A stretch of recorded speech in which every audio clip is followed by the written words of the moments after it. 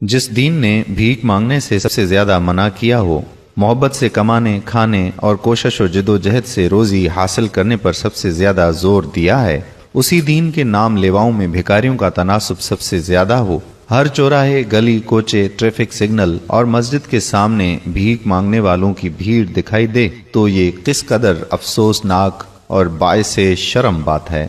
आप तमाम सामाईन को खुशामदीद कहते हैं और आज की वीडियो में हम आपको बताएंगे कि अगर आप भी प्रोफेशनल भिखारियों और मानने वालों को भीख देते हैं तो रसूल अकरम सल्लल्लाहु अलैहि वसल्लम का तर्ज़े अमल क्या था और हुजूर सल्लल्लाहु अलैहि वसल्लम का इस बारे में फरमान क्या है। तो जरा गौर से इस वीडियो को आखिर तक देखिए। दोस्तों, भीख एक ऐसी लानत है जिसने हमारे पूरे मुआशरे को अपनी लपेट में ले रखा है।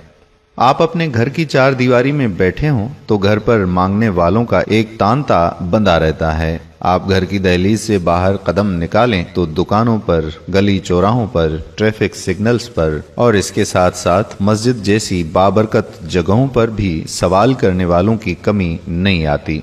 इनफरादी सतह पर तो छोड़िए, बहैसियत कौम भी हम मांगने वालों में शुमार होते हैं। आए रोज हम ये खबर सुनते हैं कि हुक्मरानों ने IMF और वर्ल्ड बैंक से कर्जा लेने के लिए दरखास्त कर दी है और यूं बहैसियत कौम भी हम रसूल करीम सल्लल्लाहु अलैहि वसल्लम के फरमान के ऐन मुताबिक जलील और रुस्वा हो रहे हैं।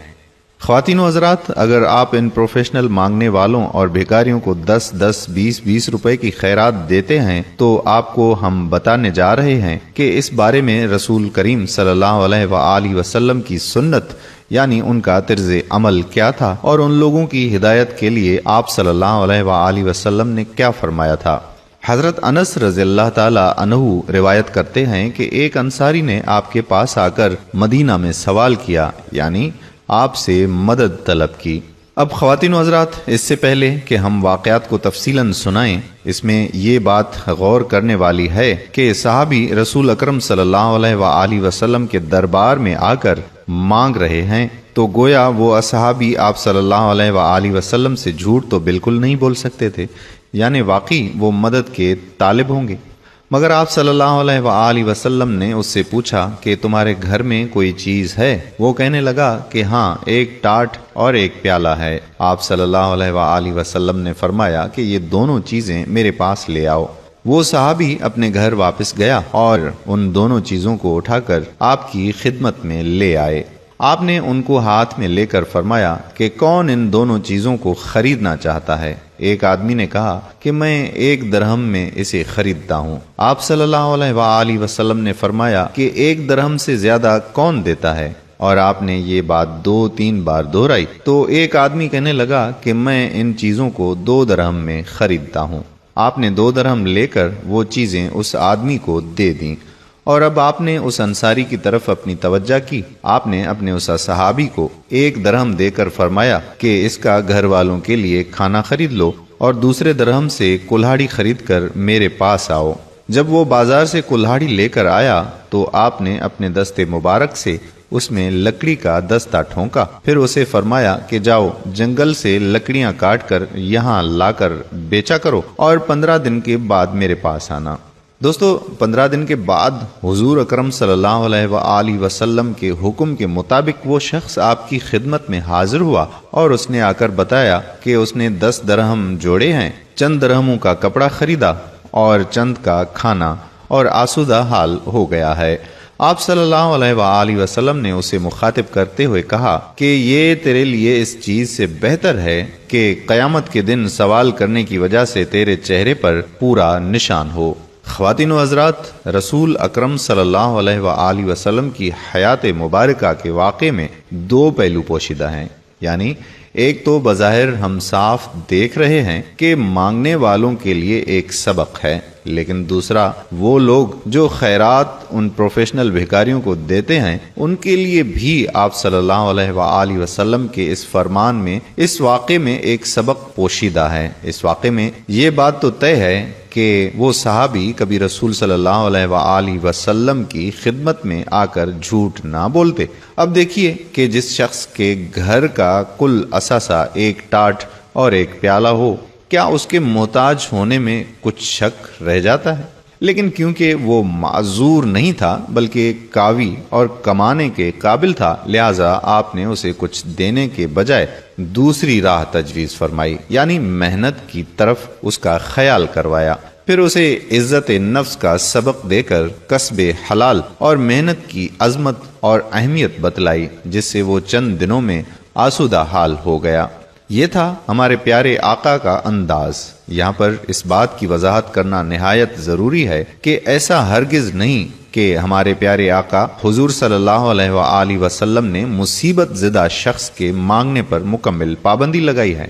صحیح مسلم میں آپ سے ایک حدیث روایت کی گئی ہے، اس میں آپ صلی اللہ علیہ وآلہ وسلم نے فرمایا کہ 3 لوگوں کے علاوہ کسی کو سوال کرنا جائز نہیں ہے۔ ایک وہ جو کسی چیز کا ضامن ہو اور اس پر ضمانت پڑ جائے جس کا وہ اہل نہ ہو، وہ اپنی ضمانت کی حد تک مانگ سکتا ہے اور پھر رک جائے۔ دوسرا وہ جسے ایسی آفت پہنچے کہ اس کا سارا مال تباہ کر دے، وہ اس حد تک مانگ سکتا ہے کہ وہ اپنے پاؤں پر کھڑا ہو سکے۔ اور تیسرا وہ شخص جس کو فاقے کی نوبت آ گئی، یہاں تک کہ اس کی قوم کے 3 معتبر شخص اس بات کی گواہی دیں کہ فلاں کو فاقہ پہنچا ہے، اسے سوال کرنا جائز ہے، حتیٰ کہ اس کی محتاجی دور ہو جائے گی۔ فرمایا کہ ان 3 قسم کے لوگوں کے سوا کسی اور کو سوال کرنا حرام ہے، اور ان کے سوا جو شخص سوال کر کے کھاتا ہے وہ حرام کھا رہا ہے۔ گویا یہ اصول ہمیشہ کے لیے طے کر دیا گیا کہ اسلام میں بھیک مانگنا منع ہے۔ اسلام ہاتھ پھیلانے کی اجازت نہیں دیتا۔ اسلام میں محنت مزدوری کر کے کمانے اور کھانے پر زور دیا جاتا ہے۔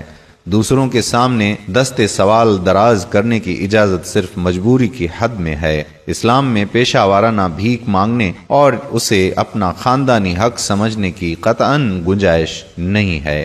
سہیل بن حنظلہ رضی اللہ تعالی عنہ سے روایت ہے کہ نبی پاک صلی اللہ علیہ وآلہ وسلم نے ارشاد فرمایا کہ جس شخص نے سوال کیا اور اس کے پاس اس قدر مال ہے جو اس کو غنی کر دے تو وہ سوال کے ذریعے آپ کی کثرت طلب کر رہا ہے۔ صحابہ کرام نے عرض کیا کہ گناہ کی حد کیا ہے جس کے ہوتے ہوئے سوال کرنا جائز نہیں؟ آپ صلی اللہ علیہ وآلہ وسلم نے فرمایا کہ اس قدر جو اس کے لیے صبح اور شام کی غذا کا کام دے سکے۔ ایک اور روایت میں یہی الفاظ اس صورت میں ہیں کہ ایک دن یا ایک رات اور ایک دن پیٹ بھرنے کے لیے کافی ہو۔ دوستو، اب ذرا تصور کیجئے، ذرا سوچئے کہ وہ لوگ جو ہمیں ہر جگہ پر بھیک مانگتے ہوئے نظر آتے ہیں، جو پروفیشنل گداگر ہیں، وہ تو اپنے پیارے آقا حضرت محمد صلی اللہ علیہ وآلہ وسلم کے احکامات کی صریح خلاف ورزی کر رہے ہیں۔ وہ لوگ جو ان پر ترس کھا کر جو انہیں مدد کرنے کے بہانے سے ان کی مٹھی میں 10-20 روپے چپکا دیتے ہیں، وہ بھی رسول اکرم صلی اللہ علیہ وآلہ وسلم کی سنت کی پیروی نہیں کر رہے ہیں۔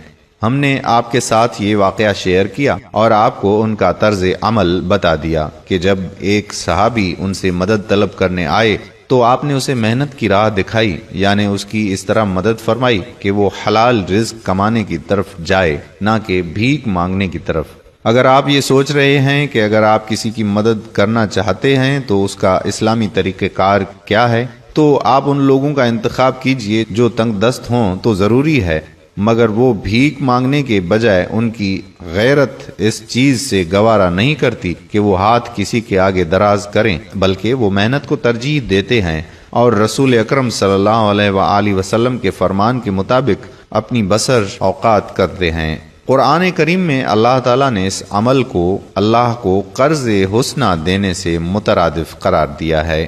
ارشاد باری تعالیٰ ہے کہ اگر تم اللہ کو قرض حسنہ دو گے تو وہ اسے تمہارے لیے کئی گنا بڑھا دے گا اور تمہیں بخش دے گا۔ جو اللہ کی راہ میں اپنے اموال خرچ کرتے ہیں، ان کی مثال اس ایک دانے کی سی ہے جو اگتا ہے 7 بالیاں اور ہر بالی میں 100 دانے، یوں ہی اللہ کئی گنا بڑھاتا ہے جس کے لیے وہ چاہتا ہے، اور اللہ وسیع علم والا ہے۔ دوستو، اس فرمان کے بعد تو کسی قسم کی کوئی بھی کنفیوژن نہیں رہنی چاہیے۔